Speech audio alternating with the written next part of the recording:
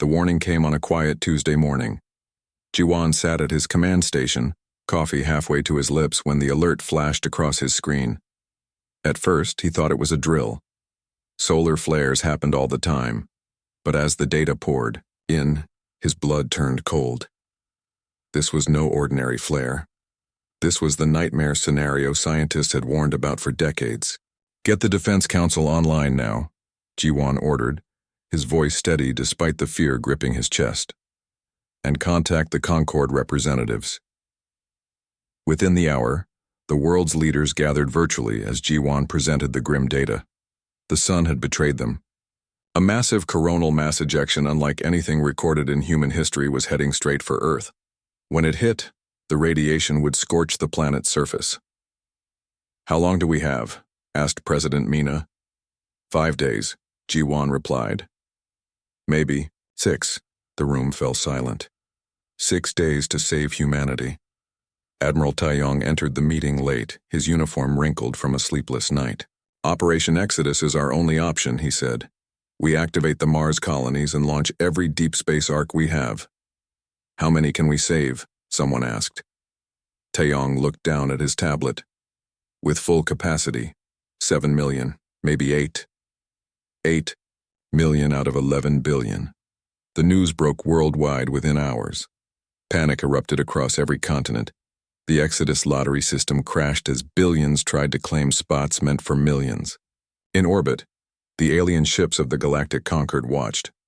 Jiwan met with their representative, a tall blue being who called himself Borith. "You must help us," Jiwan pleaded. "Your ships could evacuate hundreds of millions."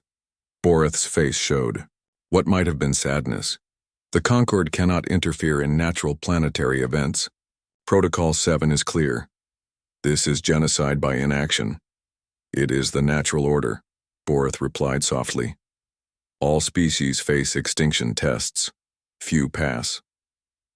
On the third day, the first riots broke out at spaceports worldwide. The military had to guard the evacuation ships. Families were torn apart as lottery winners were rushed onto waiting vessels while their loved ones remained behind. Admiral Hyunwoo Lee commanded the final evacuation ship, the ESS Perseverance. From the command deck, he watched the chaos below as the last shuttles docked with his vessel. "That's it," his second-in-command said. "We're at capacity." Hyunwoo nodded, his throat tight. On his screen, thousands still waited at the spaceport, below, knowing they were watching their last hope leave. "Begin departure sequence," he ordered.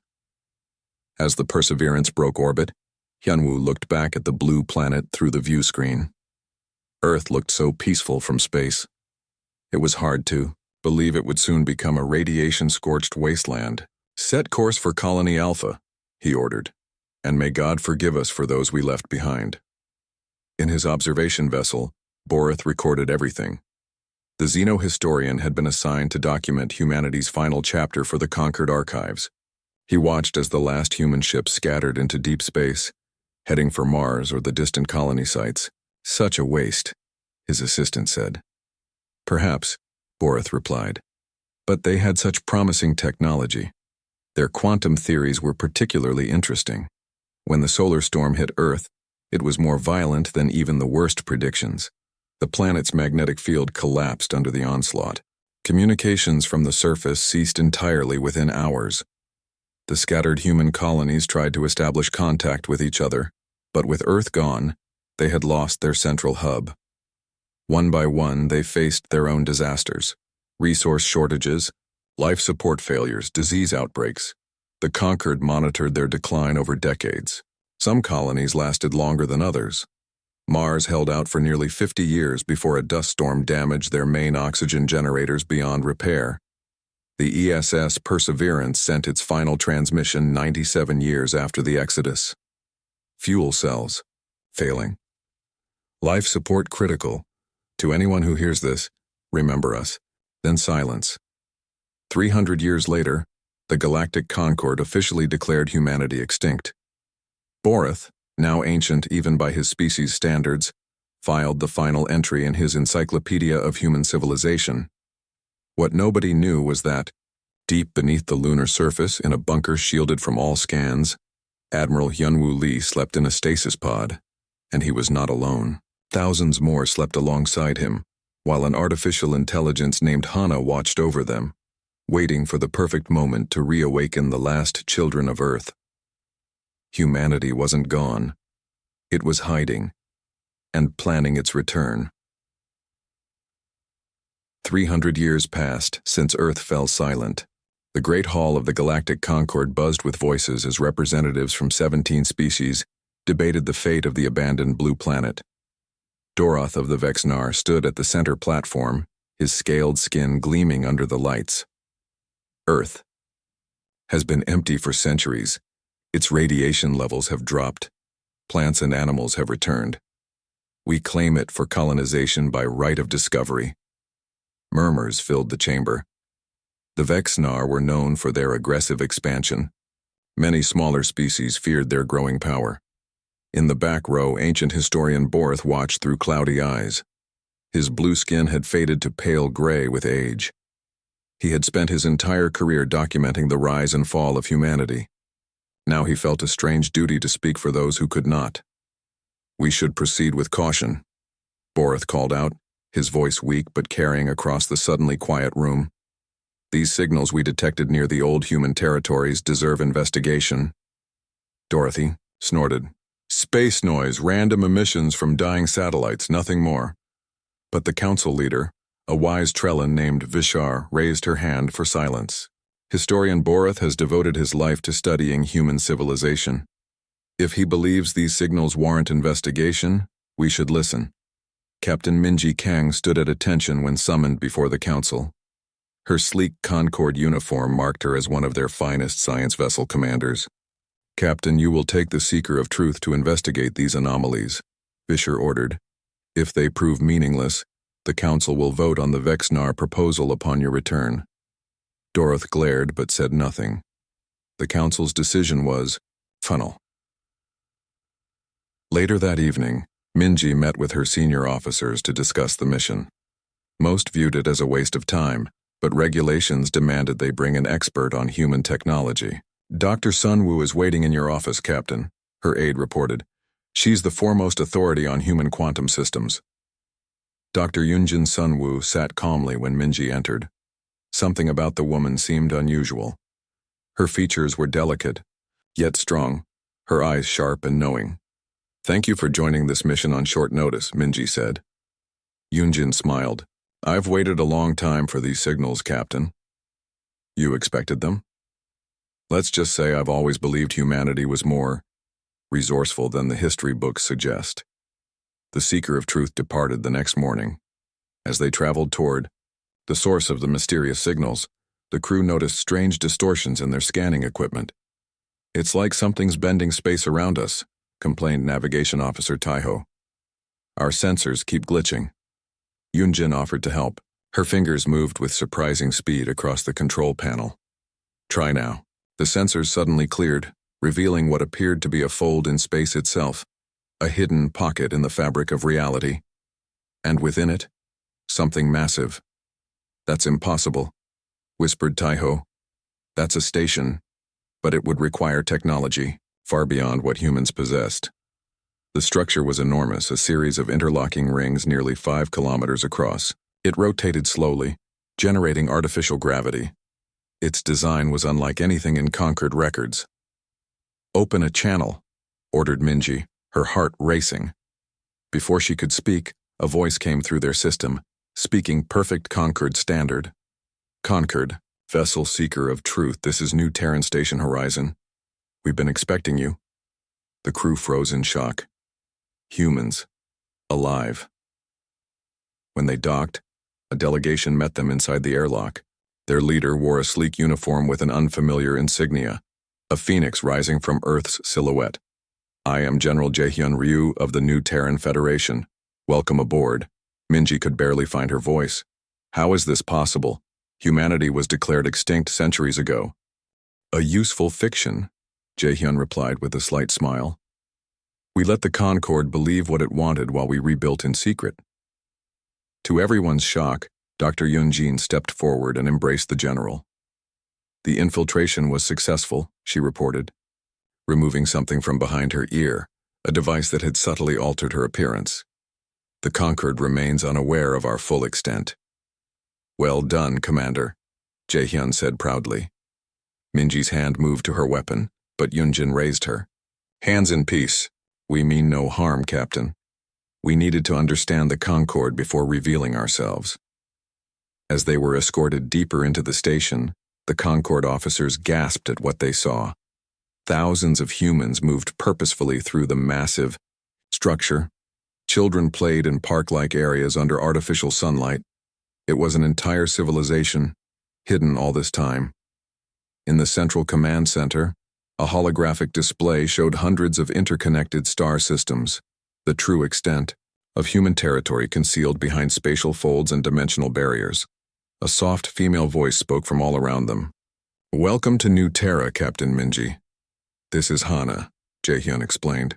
Our central intelligence network. She guided our expansion after the Exodus. Minji looked at the map in awe. All this time, while the Conquered thought you were dying, we were building, Yunjin said simply, and now we're ready to reclaim what's ours. Starting with Earth, Jae-hyun added, his eyes hard despite his smile. Captain Minji stood frozen before the massive holographic display. Hundreds of star systems glowed in interconnected webs, all claimed by a humanity that was supposed to be extinct. How is this possible? She whispered. The Concord had documented the fall of every human colony. She had read the reports herself during her academy training. General Jae-hyun smiled. While the Conquered watched our decoy colonies struggle and die, our true ships traveled beyond your detection range. We found ways to hide entire star systems behind dimensional folds. Behind them, Commander Yunjin, stood proudly. In her new Terran uniform, the disguise that had fooled the Concord completely discarded. You infiltrated us, Minji said, the realization dawning. For how long? I'm the 7th infiltrator to serve on your ship, Yunjin replied calmly. We've had observers in the Concord for 2 centuries. The ship's officers murmured in shock. The security officer Yunho stepped forward angrily. This is an act of war. No, said Jae-hyun firmly. This is survival. You left us to die. The tension in the room grew thick until Hana's gentle voice interrupted. Perhaps our guest would appreciate seeing more of New Horizon before making judgments. As they toured the station, Minji's anger gave way to reluctant admiration. The massive structure housed over 50,000 humans in comfort. Children played in park zones with artificial skies. Scientists worked in labs filled with technology beyond Concord understanding. Your quantum processors, Minji noted as they passed a research section. They're at least 3 generations beyond anything in the Concord. Jae-hyun nodded. Necessity breeds innovation. When you have to hide from an entire galaxy, you learn to bend the rules of physics. In a massive garden chamber, they paused before a wall displaying thousands of small lights. The memorial, Yunjin explained softly. Each light represents 1,000,000 souls lost when Earth fell. We never forget. Despite herself, Minji felt moved. Her people had abandoned these humans to die, yet they had not only survived, but thrived. General, she said carefully, what do you intend now? Why reveal yourselves after hiding so successfully for centuries? Before Jae-hyun could answer, alarms blared throughout the station. A young officer rushed to them, face pale. Sir, the Vexnar delegation has left the Concord early. They're heading toward Earth with a survey fleet. Jae-hyun's expression hardened. Exactly what we feared. They mean to claim Earth before we can reveal ourselves to the full Concord. The Vexnar representative Doroth seemed determined, Minji admitted. But a survey mission isn't a threat. Yunjin pulled up a data screen. This isn't just a survey, fleet. Our deep cover agents report they're carrying terraforming charges. They plan to remake Earth's atmosphere to suit Vexnar biology. That would destroy what remains of Earth's recovering ecosystem, Jae-hyun said grimly. Everything our caretakers have protected for centuries. Caretakers? Minji asked. A new voice joined the conversation. He means us. The woman who approached them moved with the careful steps of someone adjusted to different gravity. Her uniform was simpler than the others, with a patch showing Earth surrounded by protective hands. "This is Director Suman," Jae-hyun explained. "She commands our Earth Reclamation Division." Suman bowed slightly. "Not all humans left Earth.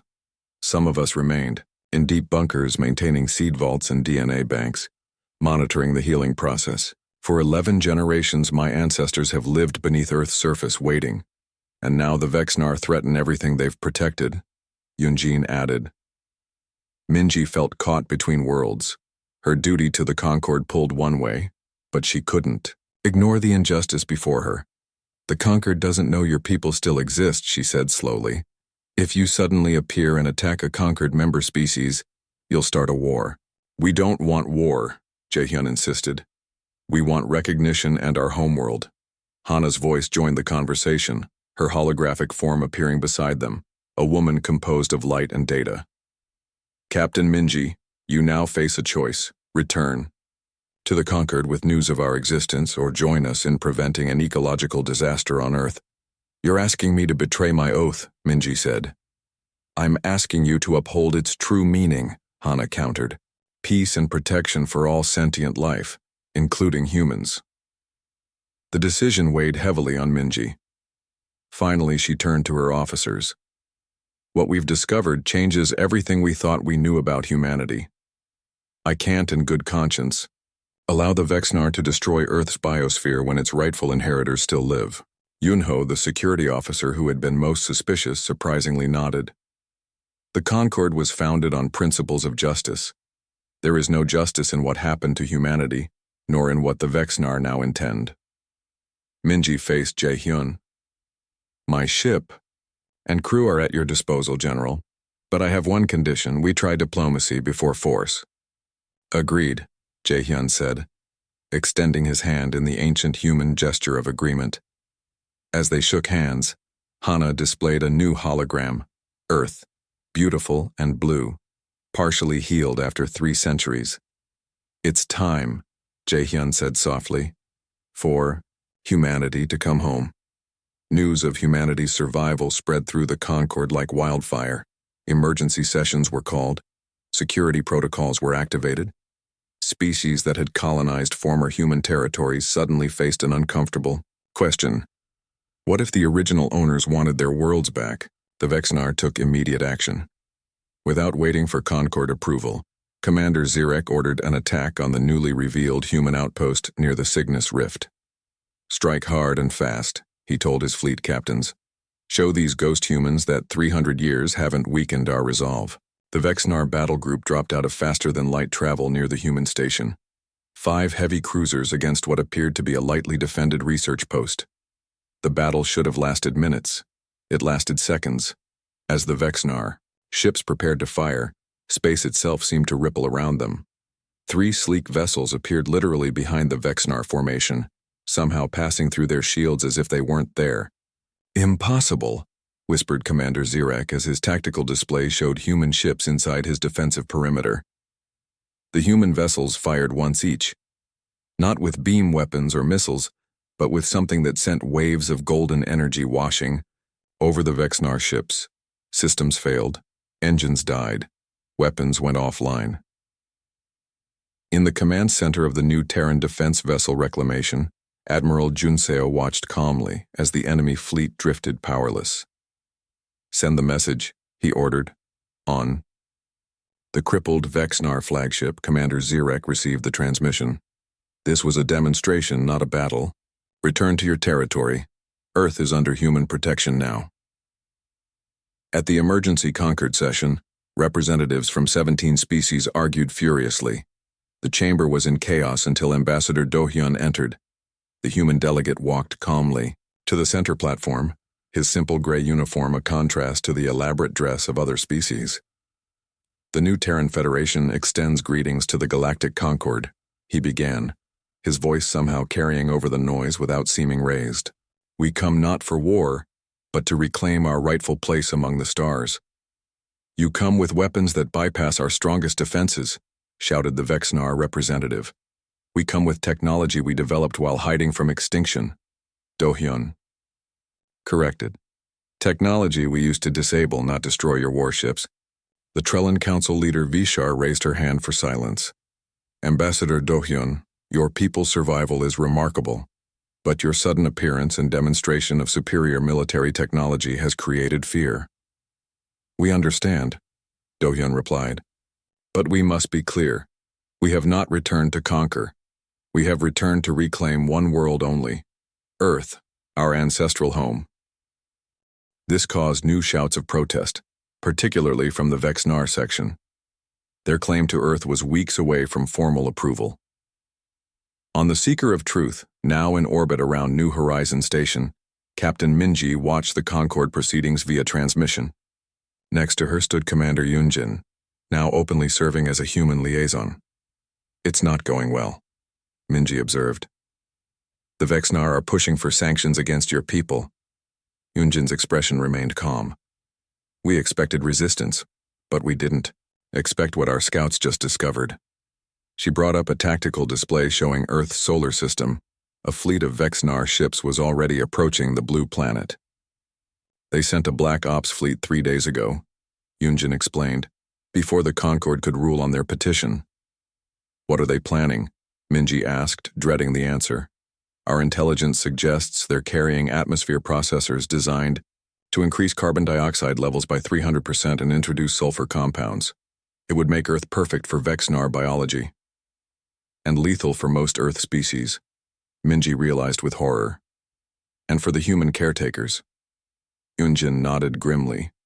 The Vexnar would rather poison Earth than let us have it back. In the station's command center, General Jae-hyun received the same report. His face hardened as he turned to Hana's holographic form. How many ships can we deploy to Earth within 12 hours? 7 battlecruisers are ready, Hana replied. But the Vexnar will arrive in 10 hours. We'll be outnumbered. Then we need allies, Jae-hyun said. He opened a channel to Captain Minji. Captain, I need your help one more time. Minji knew what he was asking. Intervening would mean directly opposing a Concorde member species. It could end her career, or worse. But the images of Earth's recovering forests and oceans flashed through her mind. The thought of it all being poisoned for political gain sickened her. The Seeker of Truth stands with humanity, she declared, and I believe others will too. Within hours, Minji had contacted sympathetic Concorde captains. 5 non-human vessels joined the human fleet heading for Earth. A small force against the Vexnar Armada, but a powerful symbol. As the Allied fleet prepared to jump to faster-than-light speed, Ambassador Do-hyun addressed the conquered one final time. We did not survive extinction to start a war, he told the silent chamber. But we will not stand by while our homeworld is destroyed. Earth is where humanity began. It is where we will return. With that, he walked out, leaving the Concorde to decide where they stood in the first interstellar conflict in over a century. As the human-led fleet jumped toward Earth, Admiral Jun Seo looked at the tactical display showing the Vexnar ships already in orbit around humanity's birthplace. 300 years, he said quietly. We've waited 300 years for this moment. Let's bring our people home. The human fleet dropped out of fold space near Jupiter, using the gas giant's mass to shield their arrival. 12 ships in total, 7 human battlecruisers, Captain Minji's Seeker of Truth, and 4 vessels from sympathetic conquered species. Admiral Jin Young stood on the bridge of the flagship Phoenix, looking at the tactical display. 23 Vexnar ships orbited Earth, their atmospheric processors already deploying. We're outnumbered, his tactical officer said quietly. Admiral Jin Young smiled, but not outmatched. Begin Phase 1. Across the fleet, special dimensional, engines powered up. Hana's voice guided the synchronized activation sequence. In the engine rooms, the reality-folding drives hummed with energy. Dimensional shift in 3, 2, 1. The Allied fleet vanished from normal space. On the Vexnar command ship, Supreme Commander Targ watched with satisfaction as the atmospheric processors began their work. Soon Earth's air would be rich with sulfur compounds perfect for Vexnar colonization. Sir, His sensor officer called out suddenly. Multiple spatial distortions forming. Where? Targ demanded. Everywhere, they're all around us. The human fleet reappeared, but not as a group. Each ship emerged from fold space at a different point, surrounding the Vexnar fleet completely. The dimensional technology had allowed them to bypass the normal rules of space travel. Admiral Jin Young's voice transmitted across all frequencies. Attention Vexnar fleet. This is Admiral Jin Young Quan of the New Terran Federation. Earth is under human protection. Withdraw immediately. Targi snarled at the communication officer. Tell them we claim this world by right of abandoned territory. They're powering weapons, the tactical officer reported. Then we fight, Targ ordered. Launch all fighters. The space around Earth erupted in battle. Vexnar ships fired energy, weapons that the human vessels simply avoided, their dimensional drives allowing them to shift partially out of normal space. The human counterattacks were precise, targeting engines and weapon systems while avoiding crew quarters. Captain Minji's Seeker of Truth led a small group toward the atmospheric processors. Those machines must be stopped before they poison the atmosphere, she told her crew. As the space battle raged, landing ships broke through the Vexnar blockade. General Jae-hyun led the ground forces himself, their ships touching down in what had once been Korea. With him came scientists, engineers, and special forces teams. The Earth they found was both familiar and strange. Forests had reclaimed cities.